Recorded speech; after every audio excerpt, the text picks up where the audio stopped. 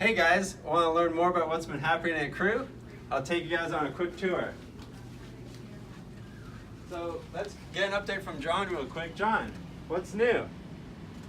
All right, so typical John, sometimes you can't get a hold of him in the zone. All right, Scott, whoa, 98 pull-ups. Wow, what a beast. Sorry, Gal, I didn't see you there. So you got a Later, second guys. to show us what's going on? Yeah, sure. Come on Okay. in.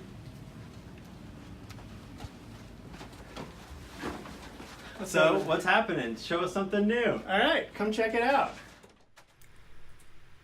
I want to show an early example of a program that will get pretty big and hopefully will be used by people all around campus, but you might not get an opportunity to see programs in this state very often. So I'm going to show you something we've been working on for a little while, and we're helping other programmers across campus to work on doing the management and architecture of this application. So here's something that will let you see what keys, what equipment, what access, and what spaces your department or team has. A key is a good example. Here I can see that my department, let's say we have 2 keys. These are just keys sitting in a drawer that opens some door.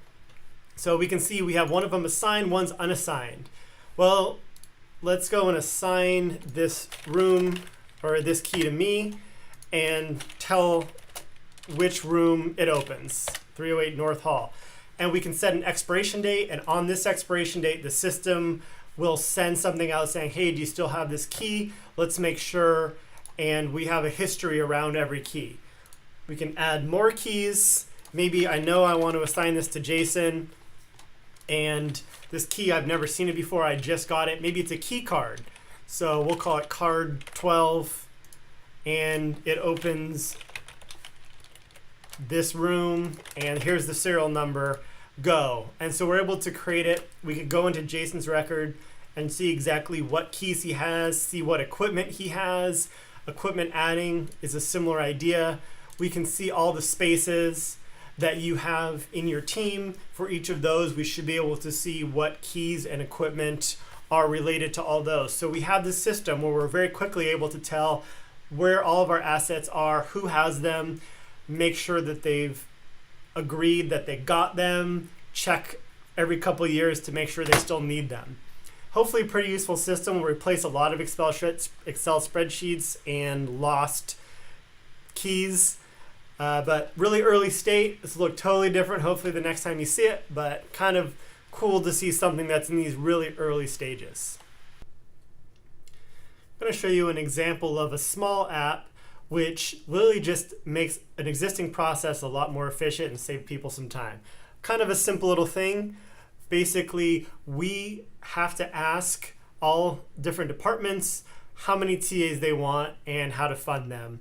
It's a pretty complicated process. You can see that people would ask for a bunch of money or not really know how to ask. So we've built a program that a department can come in, put in a class, and we'll grab all bunch of information about this class in the background and then decide that you should probably get 2 TAs for this class based on criteria of how often it's taught, how many students, things like that. But maybe it's a lecture-only class. Well, now you're only going to get 0.5 based on our formula. Okay, but what if you're going to do another class? Well, animal welfare. This time a standard lecture is only worth 0.5, maybe writing intensive, same thing. If it was a lab class though, I'd get a whole TA. So you go down the process and you can just decide and know immediately, bottom left, request total is 1.5. I know how many TA I should be getting for all my courses immediately before I even submit. If I think I should really get 2, I can say why, submit, and this all automatically gets collated and goes up to our management, who makes the final decision. I want to show you a website we've been working on for the analytical lab. The lab is really cool. They do a lot of chemistry and analysis on soil and water samples for people all over the world really, but a lot of researchers within the UC system. So we've built them a new application that allows their people wanting to use the lab the ability to come in and create some new orders. This all used to be a manual process before with printouts and fax machines. Now you can come in and say, your UC fund, or maybe you're paying by credit card, you don't get the UC discount. However it is, we automatically calculate that. Let's say you've got 12 plants to send in. You can go through and you can browse all of their tests, more descriptions about those tests specifically. If I want to learn the nitrate and ammonium levels of my plants, and also maybe potassium test, then I can see my breakdown, what it's going to cost, shipping, handling, processing, and I can go ahead and place that order. I'll skip forward to the lab can now see that order. They'll be able to track who sent it, at what time, how many they got. They can check that they got it in the box properly and go and get a full breakdown of exactly what's happening, what it's going to cost. They can give discounts on the whole thing and then upload the results, and the clients can get the results immediately and electronically. And the best thing is that we automatically handle payments as well through credit cards, as well as directly taken out of funds from other financial accounts. So it really modernizes this whole process and creates a really cool interface that people can come and see exactly what this lab has to offer. Wow, that was really cool, Scott. How about next I show you guys what I've been working on.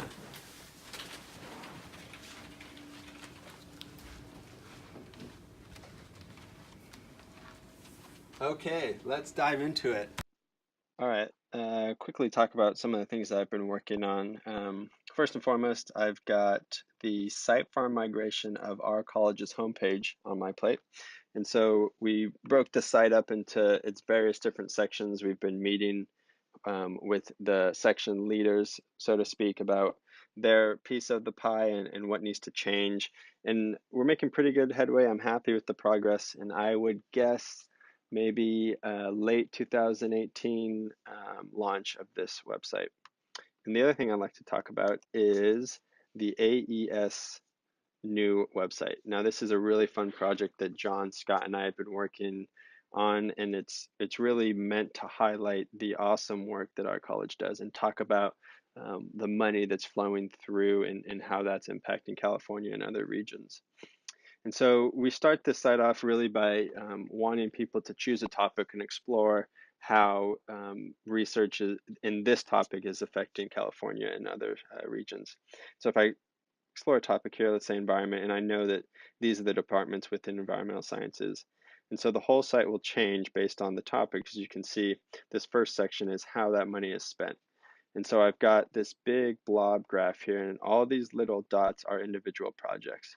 And so the ones that are highlighted are all the environmental ones, and we can see how much money is flowing through to there and the name of the project and the department that it's associated with. If I click on a different one, we're going to get human and social highlighted, and I can go up here and switch to ag. And I get some more supplemental info about agriculture up here. So if I go down, the next section is who that money is coming from. As you can see, the names of the different grants and funds and groups that are giving us money to do this research. And once again, change the topic, and we can see kind of those relative proportions. Okay, the next section is the map of California. And so we're highlighting maybe 15 different projects that have a nice regional impact on California, and talking about how we are affecting the geography and not just the Central Valley and stuff like that. Okay, so the last section is what we call the featured articles. And so this is some articles that we've got, paragraphs of importance and impact, who the PI is, the department, and then you can learn more, and I'll shoot you off to our college article about this different project. So I can switch to environment or human, social, and ag, just like on the rest of the site. And we're expecting this to be launched ideally by the end of May, if not sooner. Okay, thanks for your time.